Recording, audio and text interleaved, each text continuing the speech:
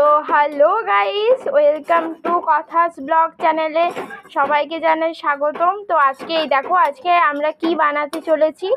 আজকে আমরা বানাচ্ছি সবারই বাঙালির প্রিয় সীতাভোগ।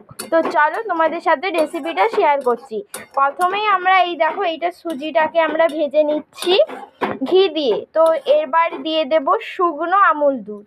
এই দেখো, আমরা একটা 10 টাকার প্যাকেটের শুকনো আমুল দুধ নিয়েছি। এই শুকনো আমুল দুধটাকে এবার দিয়ে দিয়েছি। চলো এটাকে নেড়ে চেলে নিয়ে যাক। তো এবারে আমরা জল গরম করে নিচ্ছি। জল গরমের মধ্যে আরেকটা বাটিতে আমরা আমুল দুধকে জল গরমের মধ্যে গুলে রেখেছিলাম, তো সেইটা ওর মধ্যে দিয়ে দিলাম। তো এইটা এবার নাড়তে হবে ভালো করে।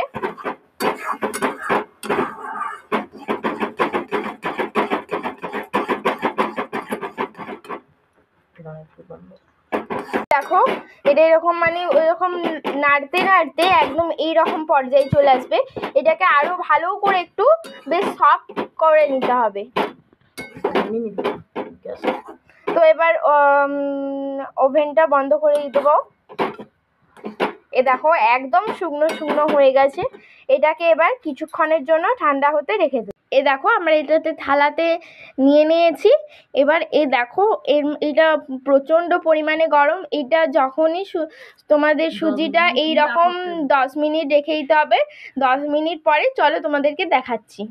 10 মিনিট পর চলে এসেছি। এই দেখো, এটাকে ঠান্ডা করে নিয়েছি। দেখো একদম ঠান্ডা হয়ে গেছে। দিয়ে এটা মা একদম মানে এরকম করে রেখে দিয়েছে, যেমন করে রুটি আরে করা হয় সেরকম করে রেখে দিয়েছে। এবার আমরা রসটা তৈরি করে নেব, এটাকে এক সাইডে রেখে। এই যে রস, আমাদের একটু রস ছিল ফ্রিজে করা, তো সেইটাকেই আবার করে দিচ্ছি।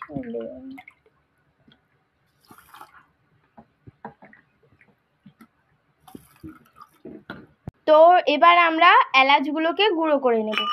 এ দেখো,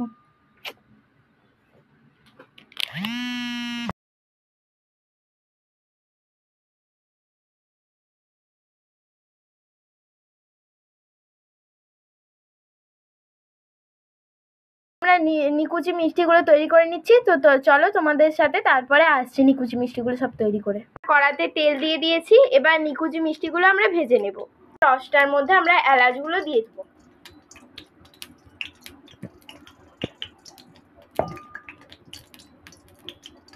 এই যে রসের মধ্যে এলাচগুলো দিয়ে দিচ্ছি।